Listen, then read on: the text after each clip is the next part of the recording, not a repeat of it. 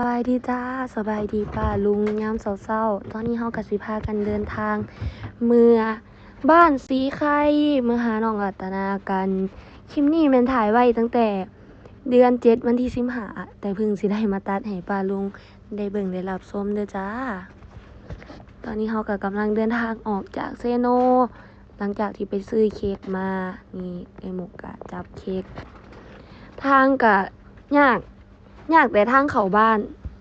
นี่มีขี้ตมนำทางก็งอกแงกงอกแงกหัวงอกแงกงอกแงกไปจ้า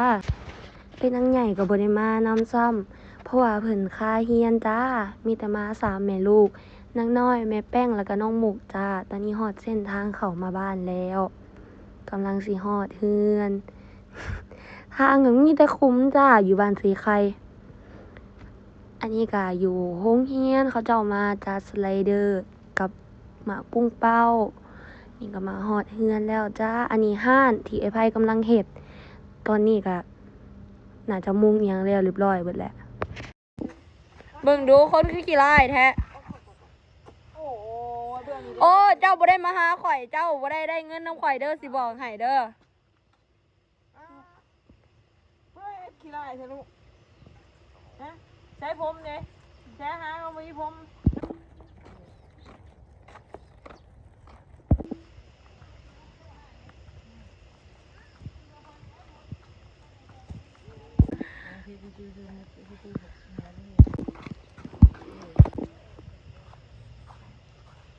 ข่อยกำลังเก็บเงินไปเสริมดังอยู่เป็นกำลังใจซ้อยข่อยแน่ อยู่ไสวะ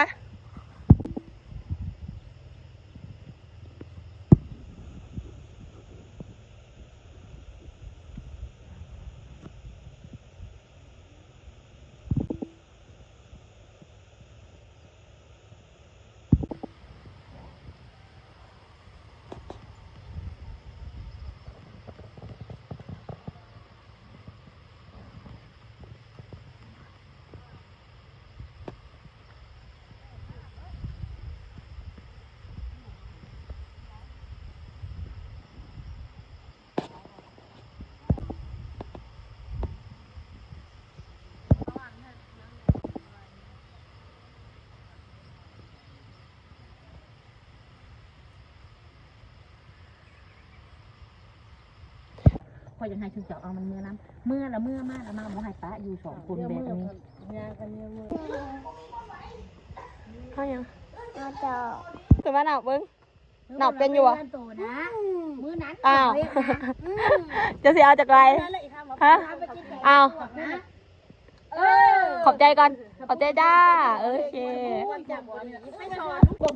เอาไง กับกูกระถามึงทำบ่ไปจะเกิดกูยา อ้าวบอกไอ้แนมเด้อ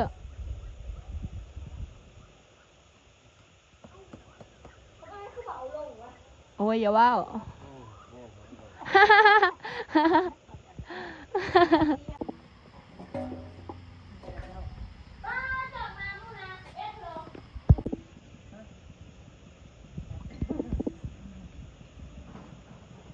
อ้ายมานี่มาให้น้อยอุ้มแน่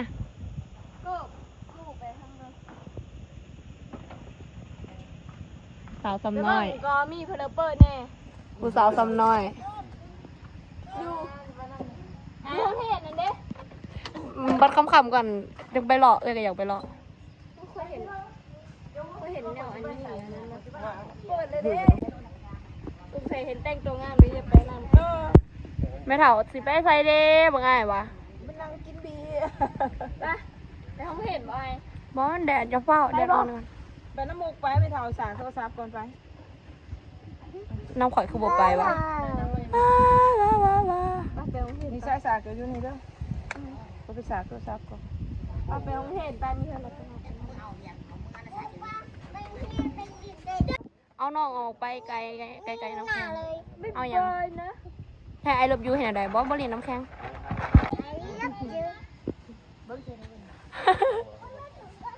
อ๋อแต่ทูไปน้ำมา จะสิไปนั่งกินเฮ้ยได้ทานเลยจ้า บันมูอยู่ไปน้ำมูก กินน้ำแป๊บซี่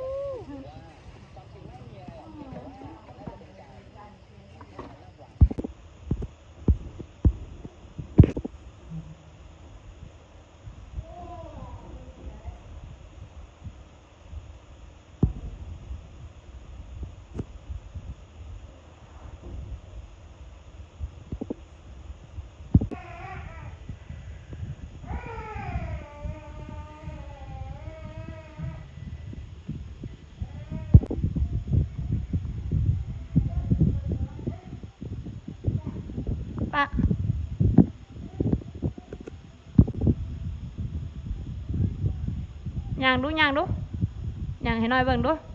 โอเค ค่อยๆย่างค่อยๆย่างย่างมาไหนพี่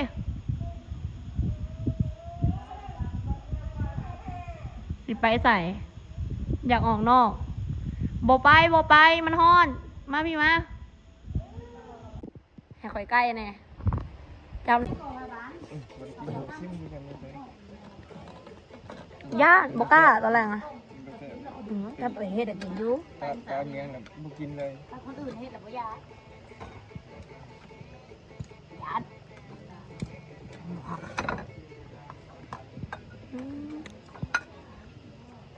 หาจานใหญ่ๆ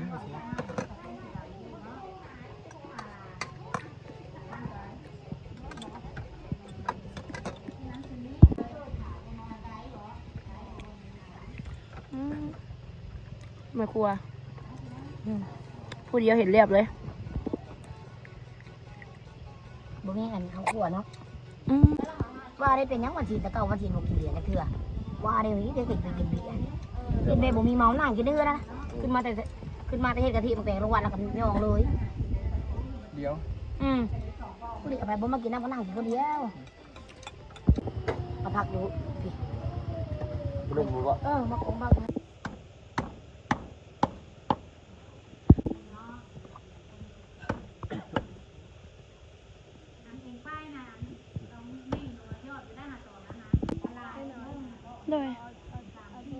ไม่ได้เกือบบริ ซิม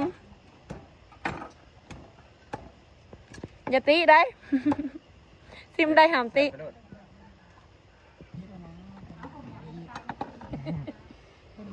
ไม่เหนื่อย ลูกชิ้นก็ยากอีกโอ้บักอันนี้ ถ้ากินก็คันนี้นะบ่เป็น ตายแล้ว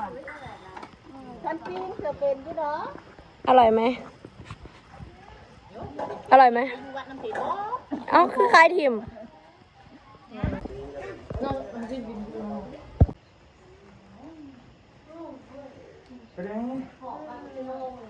มุกเป้าเลยซะ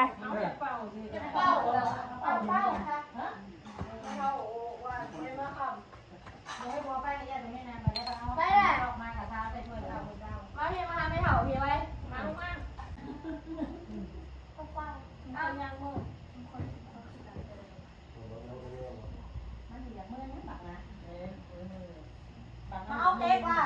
เอาแกงออกก่อนเล่นมานั่งออกก่อนโอเคนะที่มันอยู่มันถูกกินเย็นเด้อเบียร์นะคุณว่าเย็นเนาะยกเด้อไปที่เย็นนี่ร้อนแต่มึงเย็นดีนะตายมันกินได้บ้าง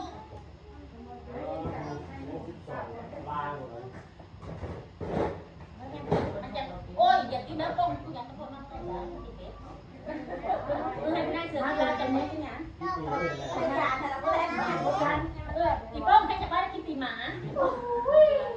อย่ามาเลยแล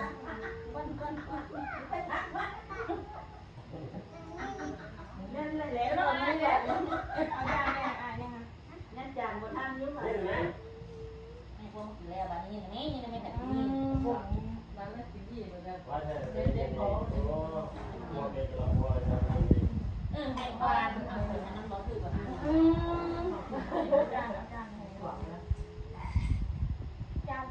จานได้ไป2 อันดีแล้วนะมาช่วยจบนะนี่จะใส่ตัวจับกระโดดนี่ได้เนี่ยเดี๋ยวเขาไปแจ้งบ้านไปถึงนั่นไปโทรบ้านไปโทรก็หลังจากที่เป่าเค้กเอียงไปกะแล้วที่เสร็จสิ้นเนาะแล้วก็พากันกินข้าวกินน้ำสามัคคีรวมกันเลยจ้าตอนนี้ก็มาเบิ่งบักอ้ายย่างดกมีไอ้หมกเบิ่งบักอ้ายย่างไวแม่เพิ่นก็ปล่อยให้ย่างในนี้เลยแต่ละมือเพราะว่าเดือนเฮือนอยู่เพิ่นก็กว้างอยู่เนาะก็มีเป็นดินแหน่เป็นอันหญ้าแหน่จ้านี่อ้ายเก่งบ่ร้านไม่เท่าเก่งหลายเนาะคลิปนี้ก็บ่มีหยังหลายเฮาก็ถ่ายไว้วันเกิดน้องรัตนาเด้อจ้าคลิปนี้ขอตัวลาไปก่อนจ้าบ๊ายบาย